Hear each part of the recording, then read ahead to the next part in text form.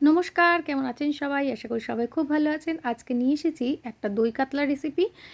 অনেক রকমভাবে আপনারা দই কাতলা খেয়েছেন। একবার এরকমভাবে বানিয়ে খেয়ে দেখতে পারেন। আশা করি ভালো লাগবে। একদম ইজি পদ্ধতিতে করে দেখাচ্ছি। প্রথমে মাছটাকে নুন, হলুদ আর একটু সাদা তেল দিয়ে ভালো করে মাখিয়ে এটা ম্যারিনেশন করে রাখতে হবে ১৫ থেকে ২০ মিনিট। এটা কিন্তু সাদা তেলই ইউজ করতে হবে।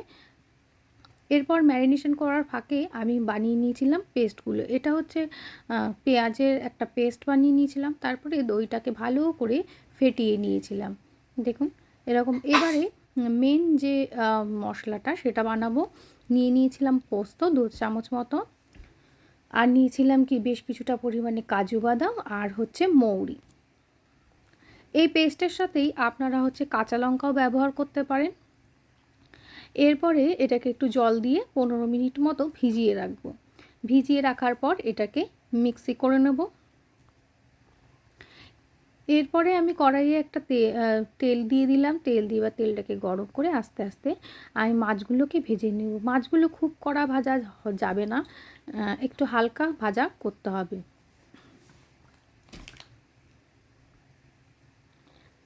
ভেজে এপিট ওপিট করে ভালো করে ভেজে মাছগুলোকে এবার আমি তুলে নেব।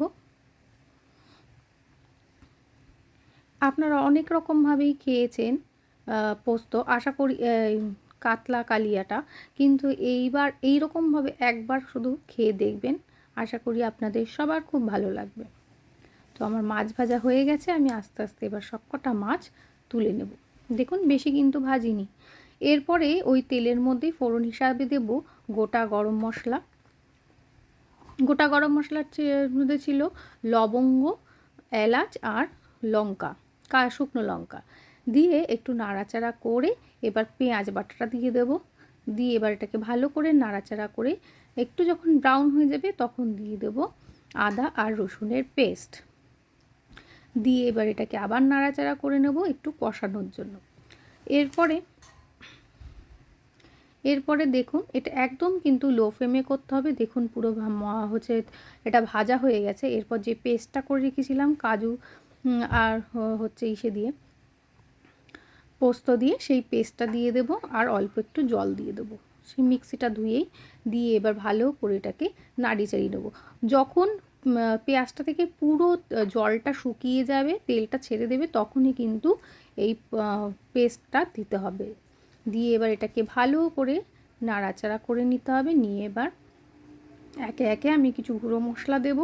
দিয়েছিলাম ধনে, জিরে, অল্প একটু শুকনো লঙ্কা। আমি এখানে হলুদ ব্যবহার করিনি, কারণ এটা একটু সাদা সাদা মতনই হবে দেখতে, তার জন্য। আপনারা চাইলে ব্যবহারও করতে পারেন। আর দিয়ে দিয়েছিলাম কিছু কাঁচা লঙ্কা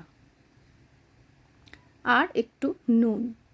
এবার দিয়ে এটাকে কিন্তু ভালো করে লো ফ্লেমে কষাতে হবে। একদম লো ফ্লেমে কষাতে হবে ভালো করে।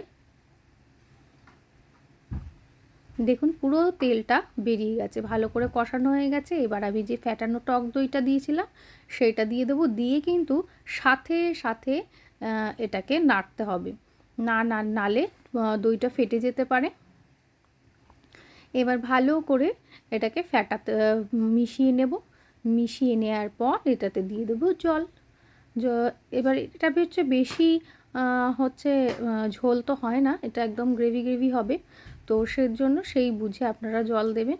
জলটা যখন একদম ফুটে যাবে তখন মাছগুলো দিয়ে দেব। আর যখন দইটা দেবেন তখন কিন্তু লো ফ্লেমে রাখবেন। এরপরে দিয়ে দিলাম স্বাদ মতো নুন। দিয়ে এবার এটাকে ভালো করে মিশিয়ে নেব।